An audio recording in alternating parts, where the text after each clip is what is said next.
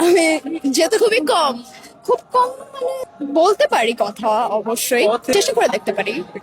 ক, খ, গ, ঘ, ঙ, চ, ছ, বর্গে জ, ঝ, ইয়, ট, ঠ, ড, ঢ, ঢর পরে হচ্ছে দন্ত ন, প, ফ, ব, ভ, মূর্ধন্য, মূর্ধন্য ত, মূর্ধন্য প, ফ, ব, ভ, মূর্ধন্য তারপরে কি মূর্ধন্য ট। যাই হোক, এটা ভালো। জি, এই যে আমি তো জেনজি আসলে অ্যাকচুয়ালি আমাদের সবার এটা কথার ভিতরে চলে আসে, চারপাশে মানুষজন হ্যাঁ, তারা কথাতে এটা বলতে বলতে অভ্যাস হয়ে গেছে। আর এই যে হ্যাঁ বেশি Next level, well done, side by side, free.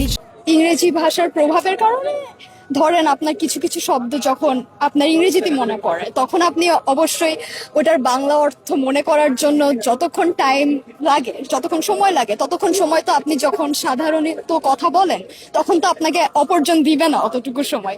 এই জন্যই বেসিক্যালি যখন শব্দটা মনে পড়ে সবাই ইংলিশে বলে ফেলে।